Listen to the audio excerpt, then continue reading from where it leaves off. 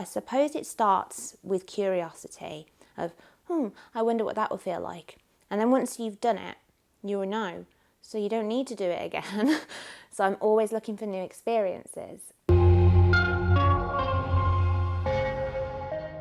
When I asked Aloralux to do an interview, the main reason was I wanted to chat to her about wrestling. But we had some really interesting segues into chatting about how she stays safe despite wanting to do unsafe things, how she manages mental health concerns alongside wanting extreme play. I think it's a really interesting conversation, so let's check it out. There was definitely a point in my teen years and my early 20s when I went sub-frenzy and I was doing too much too quickly and I put myself in danger, and I wouldn't recommend that. And one of my kind of roles at the moment within the kink community is guarding people from making those mistakes. I know everyone has to make their own mistakes, but I know that if somebody's dangerous, and I have a friend who comes to me and goes, oh, hey, I've had a message from so-and-so, I'm thinking of going and playing with them, I'd be like, okay, hold on a second. How much do you know about this person? Because here's what I know. And it might not be a good choice for them to do that.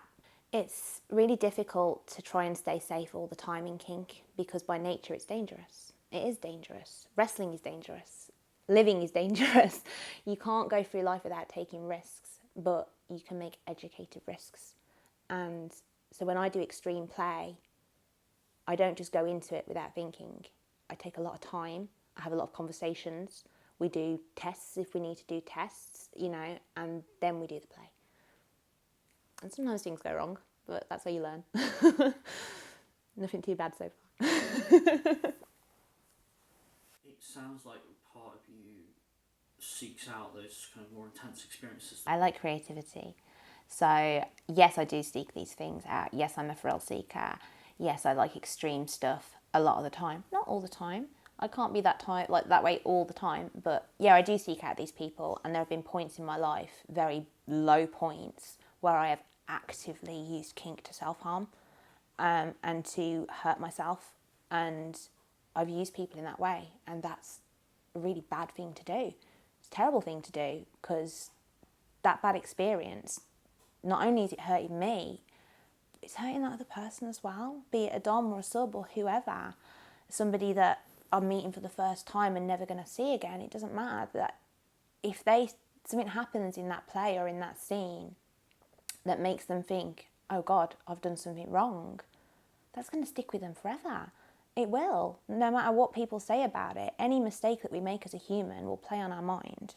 No one is guiltless in any way, but yeah, there have definitely been times when I've used kink in a bad way, and I like to share those experiences and talk about them as a way of maybe helping other people not to make those mistakes. There's a lot of it going around at the moment and it's quite upsetting, and one of the reasons why I really wanted to be here with you today and have these discussions is to talk about how dangerous it is to do things without knowing how to do them properly, or how dangerous it is to meet people that you can't trust, you don't know, complete strangers off the internet. It's not safe to do it. Stop doing it.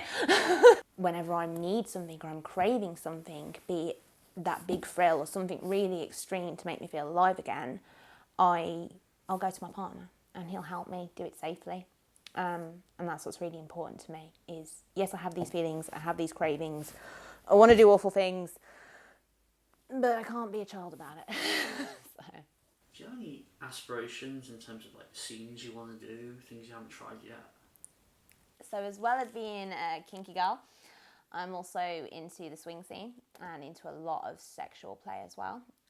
So a lot of the things that I want to do to push myself and challenge myself are things that are quite extreme sexual play. I enjoy gangbangs, I enjoy group sex, and I want to cooks at the same time. That's one of the things that I really want to do. That always gives everyone a grin. Another one that I fantasize about a lot, but it's going to take time to get there and the right people, is meat hook suspension. Okay, so I'm a big needle fan as well. I like how spacey needles get me. It's instant. I'll only do needles with people that I know have done needles for a long time and can do it safe, that can do it without causing me any severe injury. I love the feeling of needles. It's amazing. So I think meat hooks is kind of almost like the next step up from that. I want to address a lot of my limits and my boundaries, and I like to push those, not too far too quickly, but over time and gradually, and sometimes quite intensely. To address my abandonment issues, I want to do 2 nights overnight in a cage, completely alone, which would be a huge challenge for me. And for some people, that sounds like heaven. I imagine if like you've got a busy household with lots of kids or lots of noise and stuff, like, oh, 2 days alone, that's brilliant. I do not like being alone. I do not like having time by myself because I have a personality disorder. So I'm never really alone, if that makes sense. And when I am physically alone, a lot of the less friendly parts of my persona tend to appear. And I struggle with that a lot. I'm undergoing a lot of medication and, doctor's appointments and all this kind of stuff, which has been ongoing for years and years and years. And I know that it's going to be going on for the rest of my life because that's who I am and those are my problems. I've come to terms with that now, but I'm not going to let them stop me from doing what I want to do. But yeah, 2 nights overnight in the cage would be hot. Other things. Okay. So my partner, Mr. Arcta, and we've got quite a unique dynamic, and we do a lot of educational stuff within our scenes. So one of the things for me is that I like to have a reason for being punished. I don't like just being hit for the sake of being hit. That does nothing for me. It hurts. I don't like it.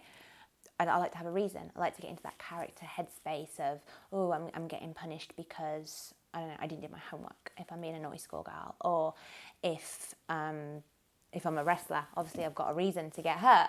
So that's like the ultimate, really. But obviously COVID has prevented us from doing group play, and I'm missing it so much.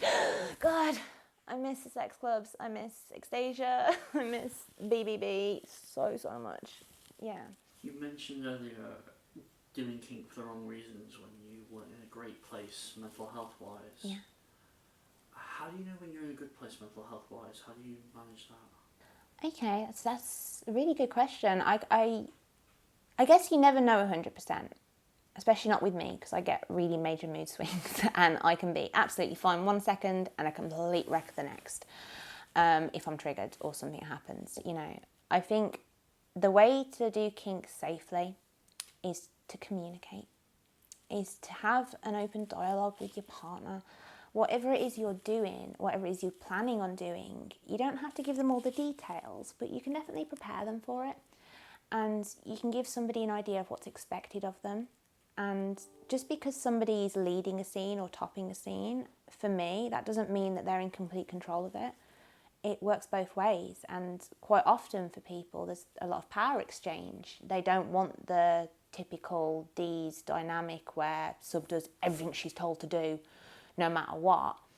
They want that little bit of a fight to desert that dominance or that kind of nature. And it works the same for somebody who submits as well as somebody who can be submissive. And I'd say my switch tendencies are probably 70-30. I'm probably more submissive than dominant.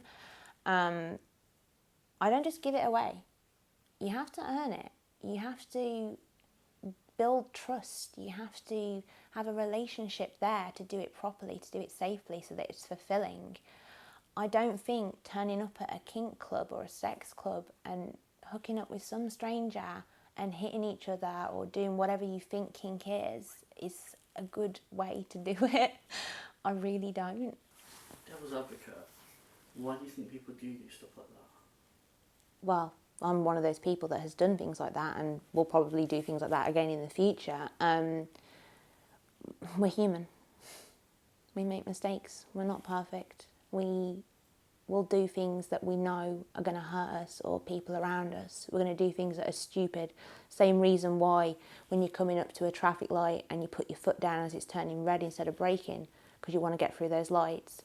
It's We're listening to the monkeys in our heads.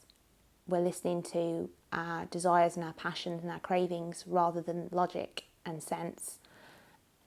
And life is about balance. And you need to find that balance between the two, where you can still enjoy creativity and fun and sensuality and freedom, but do it with the knowledge of what you're doing. Don't just jump into something without any kind of inclination of what it's going to involve, because you're risking too much.